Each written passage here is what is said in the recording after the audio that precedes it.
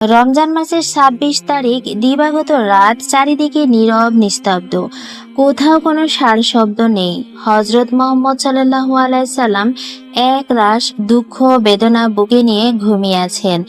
মাথার উপর বটবৃক্ষের মতো ছিলেন যে চাচা, তিনি মারা গেছেন। তিনি মারা গেছেন কাফের অবস্থায়। নিজের আপন চাচার, নিজের প্রিয় একজন মানুষকে জান্নাতের সঙ্গী করতে পারেননি। এর কিছুদিন পরে মারা গেছেন তার প্রিয়তম স্ত্রী, যিনি হজরত মোহাম্মদ সাল্লাল্লাহু আলাইহি সাল্লামের সুখ দুঃখের সাথে ছিলেন, কঠিন বিপদে ছিলেন তার পাশে। হজরত মোহাম্মদ সাল্লাল্লাহু আলাইহি সাল্লাম যাকে সবচাইতে ভালোবাসতেন, তিনি হজরত খাদিজাতুল কুবরা রাদিয়াল্লাহু তাআলা আনহা। এমনই দুঃখ ভরাক্রান্ত মন নিয়ে ঘুমিয়ে আছেন প্রিয় নবী হজরত মোহাম্মদ সাল্লাল্লাহু আলাইহি সাল্লাম। তার শূন্য বুক ভরিয়ে দিতে, তার ব্যথাকে প্রশমিত করতে, তার মুখের হাসি ফিরিয়ে দিতে মহান আল্লাহ তাআলা জিব্রাইল আলাইহিস সালামকে বললেন, হে জিব্রাইল, তুমি তাড়াতাড়ি ফেরেশতাকে নিয়ে দুনিয়া থেকে আমার পেয়ারে হাবিব হজরত মোহাম্মদ সাল্লাল্লাহু আলাইহি সাল্লামকে এখানে নিয়ে এসো। জিব্রাইল আলাইহিস সালাম সঙ্গে সঙ্গে মিকাইল আলাইহিস সালামকে নিয়ে জান্নাতি বোরাকে চড়ে পৃথিবীতে হজরত মোহাম্মদ সাল্লাল্লাহু আলাইহি সাল্লামের নিকট অবতীর্ণ হলেন। তখন হজরত জিব্রাইল আলাইহিস সালাম দেখলেন হজরত মোহাম্মদ সাল্লাল্লাহু আলাইহি সাল্লাম ঘুমিয়ে আছেন। জিব্রাইল আলাইহিস সালাম ও হজরত মিকাইল আলাইহিস সালাম ফেরেশতাদ্বয় হজরত মোহাম্মদ সাল্লাল্লাহু আলাইহি সাল্লামকে ঘুম থেকে জাগ্রত করলেন। এরপর হজরত মোহাম্মদ সাল্লাল্লাহু আলাইহি সাল্লামকে নিয়ে জমজম কূপের নিকটে গেলেন। হজরত মোহাম্মদ সাল্লাল্লাহু আলাইহি সাল্লাম বক্ষস্থল থেকে নাভি পর্যন্ত বিদীর্ণ করে হজরত মোহাম্মদ সাল্লাল্লাহু আলাইহি সাল্লামের হৃদয় বের করে জমজম কূপের পানি দ্বারা উত্তম রূপে ধৌত করে পুনরায় যথাস্থানে স্থাপন করলেন।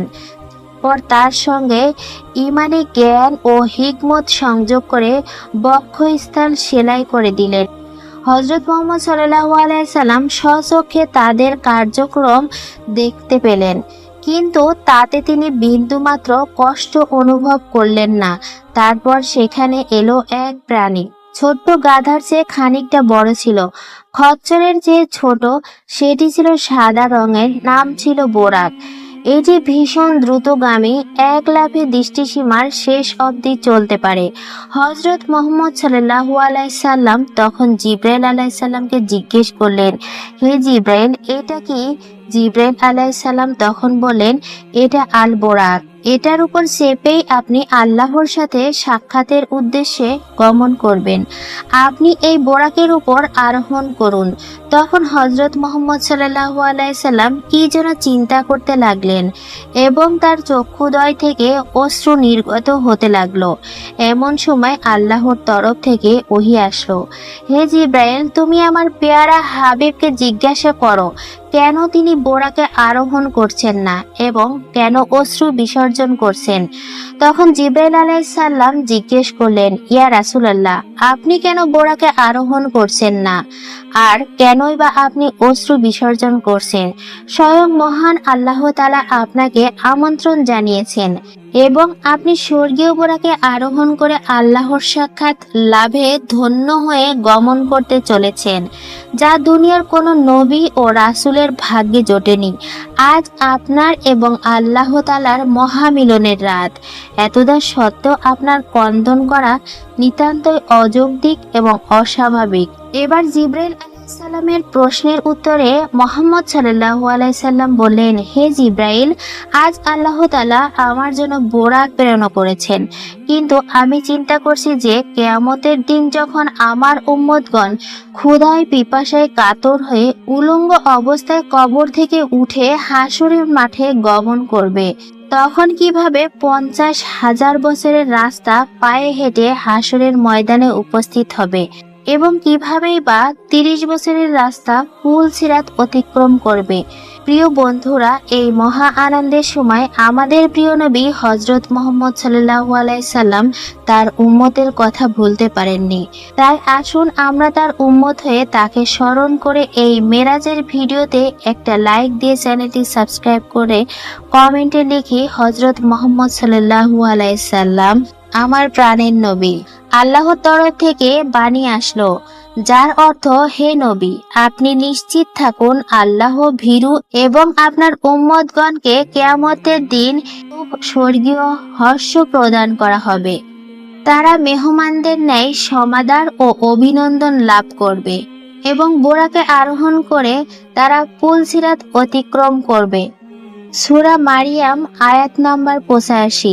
আল্লাহ তাআলার এই প্রতিশ্রুতি শ্রবণ করে হযরত মুহাম্মদ সাল্লাল্লাহু আলাইহি সাল্লাম অত্যন্ত আনন্দিত হয়ে আরোহণ করতে উদ্যত হলেন, কিন্তু বোরাক অত্যন্ত লম্পঝম্প এবং ছুটাছুটি করতে আরম্ভ করলো। তখন জিবরাইল আলাইহিস সালাম বললেন, তুমি কেন এরকম আচরণ করছো হযরত মুহাম্মদ সাল্লাল্লাহু আলাইহি সাল্লামের সাথে? অথচ তার চাইতেও উত্তম কেউ তোমার উপর কখনো সাওয়ার হয়নি। এই কথা শোনার সঙ্গে সঙ্গে বোরাক ঘামতে লাগলো এবং শান্ত হলো। তখন হযরত মুহাম্মদ সাল্লাল্লাহু আলাইহি সাল্লাম আরোহণ করলেন এবং মক্কা থেকে বাইতুল মুকাদ্দাসের দিকে রওনা হলেন। বোরাকের গতি এত দ্রুত যে বিদ্যুতের গতি তার তুলনায় তুচ্ছ বলে মনে হয়। বোরাক এত অধিক দ্রুত গতি সম্পন্ন যে সামনে যতদূর পর্যন্ত তার দৃষ্টি চলে ততদূর পর্যন্ত সে এক পদক্ষেপে অতিক্রম করে। হযরত মুহাম্মদ সাল্লাল্লাহু আলাইহি সাল্লাম বোরাকে আরোহণ করা মাত্রই বিদ্যুতের গতিতে সেটা ছুটে চলছিল। কিছু দূর অগ্রসর হবার পর হযরত মুহাম্মদ সাল্লাল্লাহু আলাইহি সাল্লাম বোরাক একটি বিরাট খেজুর বাগানের ভিতর দিয়ে গমন করতে লাগলো। জিবরাইল আলাইহিস সালাম বললেন, ইয়া রাসূলুল্লাহ, আমি বোরাককে থামাচ্ছি, আপনি এখানে অবতরণ করে 2 রাকাত নামাজ আদায় করুন। বোরাক যখন থামলো তখন হযরত মুহাম্মদ সাল্লাল্লাহু আলাইহি সাল্লাম অবতরণ করে 2 রাকাত নামাজ আদায় করলেন। তখন জিবরাইল আলাইহিস সালাম তাকে বললেন, ইয়া রাসূলুল্লাহ, আপনি কি জানেন এটা কোন স্থান? এটাই সেই পবিত্র ভূমি মদিনা। কাফেরদের অত্যাচারে অতিষ্ঠ হয়ে আপনি মক্কা থেকে যেখানে হিজরত করবেন, এটাই সেই স্থান। এরপর হযরত মুহাম্মদ সাল্লাল্লাহু আলাইহি সাল্লাম আরো কিছু দূর অগ্রসর হয়ে তিনি মিশরে উপস্থিত হলেন। একই স্থানে জিবরাইল আলাইহিস সালাম বোরাককে থামিয়ে বললেন, ইয়া রাসূলুল্লাহ, এই স্থানে একজন মহিয়াসী মহিলার কবর আছে, আপনি এখানে অবতরণ করে 2 রাকাত নামাজ আদায় করুন। তখন হযরত মুহাম্মদ সাল্লাল্লাহু আলাইহি সাল্লাম সেখানে অবতরণ করে 2 রাকাত নামাজ আদায় করলেন। তারপর হযরত মুহাম্মদ সাল্লাল্লাহু আলাইহি সাল্লাম জিজ্ঞেস করলেন, হে জিবরাইল, এই স্থানটির নাম কি? আর এই স্থানে যেন কিসের একটা অপূর্ব গন্ধ পাচ্ছি, এটা কিসের সুগন্ধি? জিবরাইল আলাইহিস সালাম বলেন, ইয়া রাসূলুল্লাহ, এই স্থানের নাম মাদাইন। এখানে হযরত শুআয়ব আলাইহিস সালামের জন্ম এবং বাসস্থান। এখানে মহাপাপী ফেরাউনের স্ত্রী পরমা গুণবতী আসিয়ার কবর আছে এবং সেই কবর থেকে আপনি বেহেশতের সুগন্ধি পাচ্ছেন। সেখান থেকে রওনা হয় আরো কিছু দূর গমন করার পর জিবরাইল আলাইহিস সালাম বললেন, ইয়া রাসূলুল্লাহ, এখানে অবতরণ করে 2 রাকাত নামাজ আদায় করুন, কারণ এখানে হযরত মুসা আলাইহিস সালামের সঙ্গে আল্লাহর কথোপকথন হয়েছিল। এটাই সেই তুর পাহাড়। হযরত মুহাম্মদ সাল্লাল্লাহু আলাইহি সাল্লাম সেখানে অবতরণ করে 2 রাকাত নামাজ আদায় করলেন এবং সামনের দিকে এগিয়ে গেলেন। কিছু দূর গমন করার পর হযরত মুহাম্মদ সাল্লাল্লাহু আলাইহি সাল্লাম মূল্যবান পোশাক পরিচ্ছদে সুসজ্জিত একজন পরম সুন্দর যুবককে দেখতে পেলেন। যুবকটির শরীর থেকে এক অপূর্ব সুগন্ধি নির্গত হয়, চতুর্দিকে ছড়িয়ে পড়ছিল। যুবকটি অত্যন্ত আদবের সঙ্গে হযরত মুহাম্মদ সাল্লাল্লাহু আলাইহি সাল্লামের দিকে অগ্রসর হয়ে হযরত মুহাম্মদ সাল্লাল্লাহু আলাইহি সাল্লামের অদৃশ্য হয়ে গেল। যুবকটিকে দেখা মাত্রই তার প্রতি হযরত মুহাম্মদ সাল্লাল্লাহু আলাইহি সাল্লামের স্নেহের সৃষ্টি হচ্ছিল এবং সেই অদৃশ্য হয়ে যাওয়ায় তিনি মনে ব্যথিত হয়ে জিজ্ঞেস করলেন, হে জিবরাইল, কে এই যুবক এবং কেনই বা আমাকে সালাম জানিয়ে অদৃশ্য হয়ে গেল? তখন জিবরাইল আলাইহিস সালাম বললেন, ইয়া রাসূলুল্লাহ, যুবকটি প্রকৃত পক্ষে কোনো মানুষ নয়, সে মানব রূপের ইসলাম ধর্ম আপনাকে সাদর সম্ভাষণ জানাতে এসেছিল। তার প্রতি আপনার মনে যেমন একটা স্নেহের আকর্ষণ সৃষ্টি হয়েছে, আপনার প্রকৃত উম্মতগণের মনে ইসলাম ধর্মের প্রতি সেই রূপ স্নেহের আকর্ষণ সৃষ্টি হবে। এমনকি তারা ইসলামের জন্য নিজের জান মাল উৎসর্গ করতে বিন্দুমাত্র কুণ্ঠিত হবে না।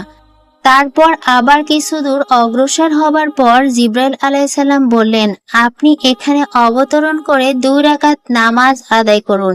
এখানে হযরত ঈসা আলাইহিসসালাম ভূমিষ্ঠ হয়েছিল। হযরত মুহাম্মদ সাল্লাল্লাহু আলাইহি সাল্লাম সেখানে অবতরণ করে 2 রাকাত নামাজ পড়ে পুনরায় রওনা দিলেন। কিছুদূর অগ্রসর হবার পর হযরত মুহাম্মদ সাল্লাল্লাহু আলাইহি সাল্লাম বাইতুল মুকাদ্দাসে পৌঁছালেন। তারপর একটি খুঁটির সঙ্গে বোরাককে বেঁধে রাখলেন। এই খুঁটিতে অন্যান্য নবীরাও তাদের জন্তুদেরকে বাঁধতেন। এরপর তিনি মসজিদে প্রবেশ করলেন। সেখানে তিনি বিভিন্ন নবীদের দেখতে পান। রাসূলুল্লাহ সাল্লাল্লাহু আলাইহি সাল্লাম মসজিদে প্রবেশ করেই 2 রাকাত সালাত আদায় করলেন। বাকিরাও তখন সালাতে দণ্ডায়মান ছিলেন। এরপর জামাতের সময় এলে রাসূলুল্লাহ সাল্লাল্লাহু আলাইহি সাল্লামকে সবাই ইমামতির জন্য এগিয়ে দেন।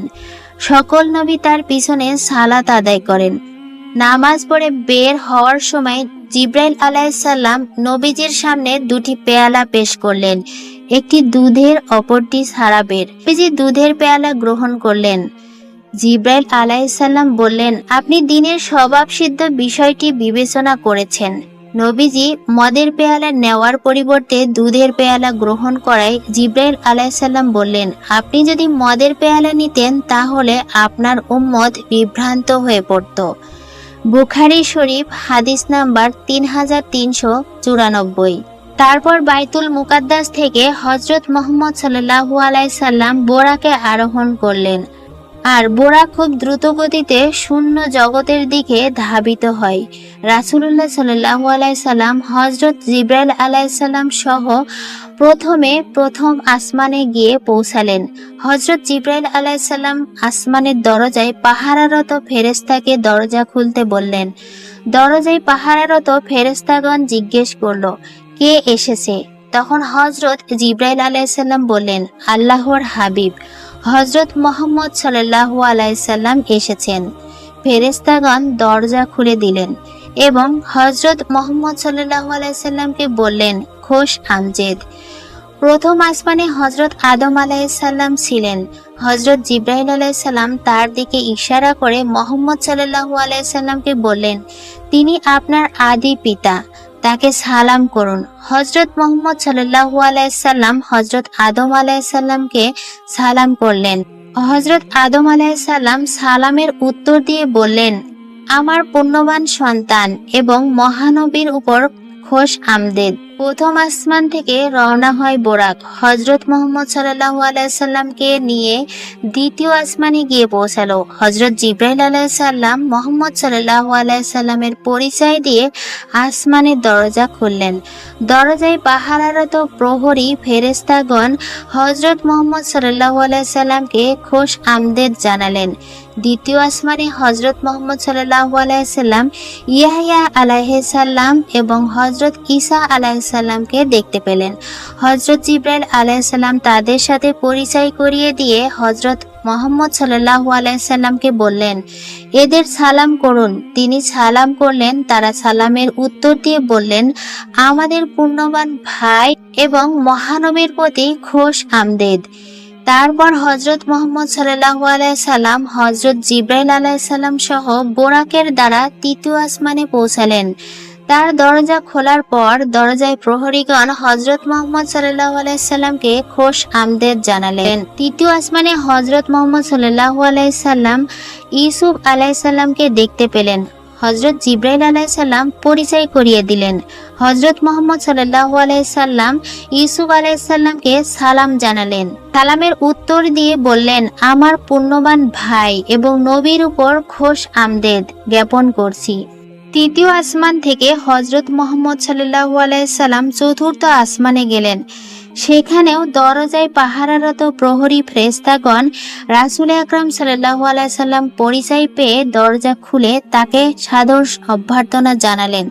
সেখানে হযরত মুহাম্মদ সাল্লাল্লাহু আলাইহি সাল্লাম ইদ্রিস আলাইহিস সালামকে দেখলেন এবং হযরত জিব্রাইল আলাইহিস সালামের নিকট তার পরিচয় জেনে তাকে সালাম জানালেন। তিনিও উত্তর দিয়ে হযরত মুহাম্মদ সাল্লাল্লাহু আলাইহি সাল্লাম এবং নবীজির উপর খোশ আমদেদ বলে তাকে সাদর অভ্যর্থনা জানালেন। চতুর্থ আসমান থেকে হযরত মুহাম্মদ সাল্লাল্লাহু আলাইহি সাল্লাম একইভাবে পঞ্চম আসমানে উপনীত হলেন এবং সেখানে একই রূপে অভ্যর্থনা লাভ করলেন।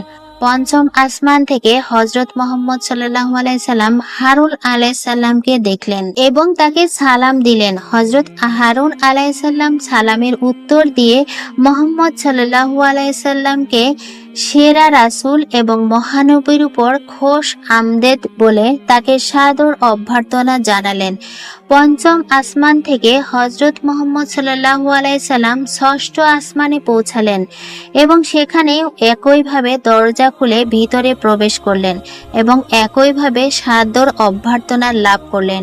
সেখানে হযরত মুসা আলাইহিস সালামকে দেখতে পেলেন। হযরত জিবরাইল আলাইহিস সালামের দ্বারা তার পরিচয় লাভ করে তাকে সালাম করলেন। তিনি সালামের উত্তর দিয়ে বললেন, ভাই এবং রাসূল সাল্লাল্লাহু আলাইহি সাল্লামের উপর খোশ আমদেদ জানাচ্ছি। হযরত মুসা আলাইহিস সালাম রাসূলুল্লাহ সাল্লাল্লাহু আলাইহি সাল্লামকে সংবর্ধনা জানিয়ে কাঁদতে লাগলেন। হযরত মুহাম্মদ সাল্লাল্লাহু আলাইহি সাল্লাম তাকে কান্নার কারণ জিজ্ঞেস করলে তিনি বললেন যে, আমার কান্নার কারণ হলো আমার পরে মহান আল্লাহ এমন এক নবী পাঠিয়েছেন যার বেহেশতবাসী উম্মতের সংখ্যা আমার বেহেশতবাসী উম্মতের সংখ্যার থেকে অনেক বেশি হবে। কেননা সেই নবী অর্থাৎ আপনার উম্মতগণ যেরকম আপনার অনুসরণ এবং অনুকরণ করবে, আমার উম্মতগণ সেরকম আমার অনুসরণ এবং অনুকরণ করেনি। তাই আমার উম্মতগণ বেহেশত লাভে বঞ্চিত থাকবে। আপনাকে দেখে আমার সেই কথাটাই মনে পড়ছে বলেই আমি কাঁদছি।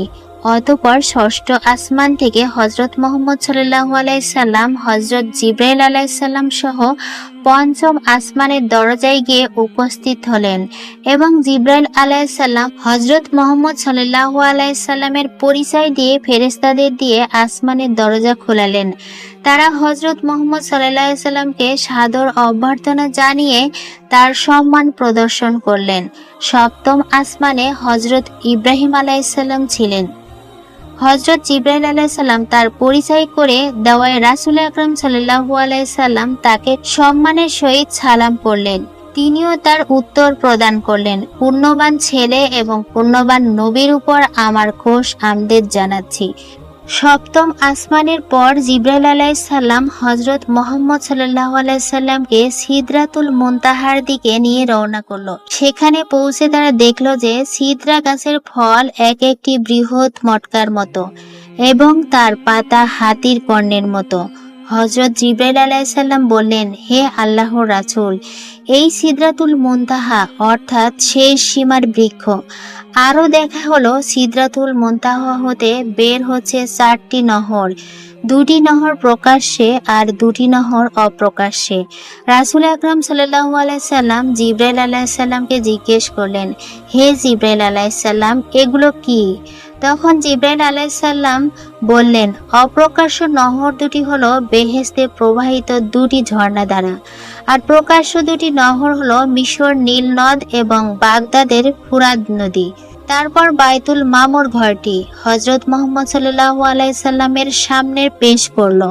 তারপর হযরত মুহাম্মদ সাল্লাল্লাহু আলাইহি সাল্লামের সামনে আনা হলো এক পাত্র মদ, এক পাত্র দুধ। হযরত মুহাম্মদ সাল্লাল্লাহু আলাইহি সাল্লাম দুধ গ্রহণ করলেন এবং পান করলেন। তখন জিবরাইল আলাইহিস সালাম বললেন, ইসলাম ধর্মের অনুসারীদের জন্য এটাই নিদর্শন। সপ্তম আকাশ সিদরাতুল মুনতাহা দর্শন এবং ভ্রমণের পর হযরত জিবরাইল আলাইহিস সালামের সাহায্যে রাসূল আকরাম সাল্লাল্লাহু আলাইহি সাল্লাম আসমানের অধিবাসী ও বিভিন্ন ফেরেশতাদের সঙ্গে সাক্ষাৎ পরিচয় লাভ করে আলাপ আলোচনা করলেন। পরে হযরত জিবরাইল আলাইহিস সালাম তাকে বেহেশত ও দোজখ দেখালেন। বেহেশতের নেয়ামত সমূহ কি নেক কাজ করার ফলে লাভ করা যায়। হযরত জিবরাইল আলাইহিস সালাম সেই সব বিষয়ও হযরত মুহাম্মদ সাল্লাল্লাহু আলাইহি সাল্লামকে প্রত্যক্ষভাবে দেখালো।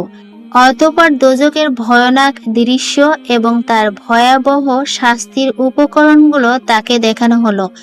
কোন পাপের জন্য কোন প্রকারের শাস্তি হবে তার প্রত্যক্ষ দৃশ্য তাকে দেখানো হলো। অতঃপর হযরত জিবরাইল আলাইহিস সালাম হযরত মুহাম্মদ সাল্লাল্লাহু আলাইহি সাল্লামকে পুনরায় ঊর্ধ্বমুখী আরোহণ করাতে লাগলো। কিন্তু কিছু দূর যাবার পরে ফেরেশতা হযরত জিবরাইল আলাইহিস সালাম হযরত মুহাম্মদ সাল্লাল্লাহু আলাইহি সাল্লামকে বললেন, হে আল্লাহর নবী, আমার সম্মুখে যাওয়ার শক্তি নেই। আমার ও আপনার বাহন বোরাকের শক্তি এবং সামর্থ্য এই পর্যন্তই শেষ। অতএব আমাদের উভয়কে এখান থেকে বিদায় গ্রহণ করতে হবে।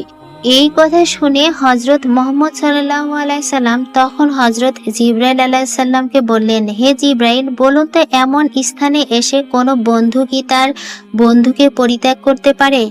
উত্তরে হযরত জিবরাইল আলাইহিস সালাম বললেন, আমি যদি এখান থেকে সামনের দিকে অগ্রসর হই তাহলে নূরের প্রচণ্ডতার জন্য আমি জ্বলে শেষ হয়ে যাব। এই সময় হযরত মুহাম্মদ সাল্লাল্লাহু আলাইহি সাল্লাম এমন একটি জায়গায় পৌঁছালেন যেখানে কোনরূপ শব্দ বা কোলাহলের নামমাত্র ছিল না, বরং গভীর নিস্তব্ধতা বিরাজ করছিল। রাসূল আকরাম সাল্লাল্লাহু আলাইহি সাল্লামের মনে তখন সেই অভূতপূর্ব পরিবেশের ধারণ ভয়ের সঞ্চার হলো। এমন সময়ে রাফাত নামক এক নতুন বাহন আসলো এবং রাসূল আকরাম সাল্লাল্লাহু আলাইহি সাল্লাম তাতে আরোহণ করে সামনে অগ্রসর হলেন এবং ওই রাফাতের সাহায্যে রাসূল আকরাম সাল্লাল্লাহু আলাইহি সাল্লাম আরশের মুআল্লা পর্যন্ত পৌঁছে গেলেন। আল্লাহর পক্ষ থেকে তখন রাসূল আকরাম সাল্লাল্লাহু আলাইহি সাল্লামের প্রতি আল্লাহ পাকের ঘনিষ্ঠ হওয়ার জন্য আহ্বান আসলো, প্রিয় হাবিব, আপনি আমার আসল আরশে চলে আসুন। রাসূল আকরাম সাল্লাল্লাহু আলাইহি সাল্লাম সেই আহ্বান শ্রবণে নিজের জুতা খুলতে উদ্যোগী হলেন। তাতে আল্লাহ পাক বললেন, আপনার জুতা খুলতে হবে না, আপনি তা পায়ে রেখে আগমন করুন। মহানবী হযরত মুহাম্মদ সাল্লাল্লাহু আলাইহি সাল্লাম বললেন, হে আল্লাহ, হযরত মুসা আলাইহিস সালাম আপনার দর্শন লাভের আশায় উড়ে উড়ে গেলেন।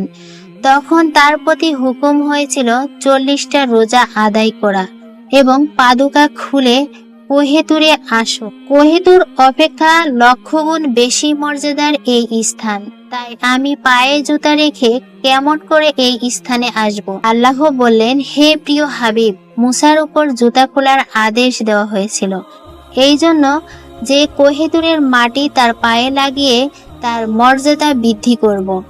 আর আজ আমি আপনার পাদুকার ধুলি দিয়ে আরশের মর্যাদা বৃদ্ধি করতে চাই। সুবহানাল্লাহ। অতঃপর রাসূল আকরাম সাল্লাল্লাহু আলাইহি সাল্লাম তার পাদুকা পায়ে রেখেই আরশের মুআল্লায় গিয়ে আসন করলেন। প্রিয় দর্শক, হযরত মুহাম্মদ সাল্লাল্লাহু আলাইহি সাল্লাম এইভাবে মেরাজের রাতে মহান আল্লাহ পাকের দিদার লাভ করেছিলেন। মহান আল্লাহ পাক তার প্রিয় হাবিব এর সঙ্গে সাক্ষাৎ লাভ করে তাকে বেশ কিছু উপহার দিয়েছিলেন। তার মধ্যে একটি উল্লেখযোগ্য উপহার হলো নামাজ। প্রথমে মহান আল্লাহ পাক আমাদের প্রতি 50 ওয়াক্ত নামাজ নির্ধারণ করেছিলেন, কিন্তু হযরত মুসা আলাইহিস সালামের কথা শুনে নবীজি হযরত মুহাম্মদ সাল্লাল্লাহু আলাইহি সাল্লাম বারবার আল্লাহর কাছে ফরিয়াদ জানানোর পর 50 ওয়াক্ত থেকে 5 ওয়াক্ত নামাজ আমাদের প্রতি ফরজ করা হয়। কিন্তু আমরা হযরত মুহাম্মদ সাল্লাল্লাহু আলাইহি সাল্লামের উম্মত হয়েও এই 5 ওয়াক্ত নামাজ যথাসময়ে আদায় করি না। মহান আল্লাহ তাআলা আমাদেরকে যথাযথভাবে 5 ওয়াক্ত নামাজ আদায় করার তৌফিক দান করুন। আমিন।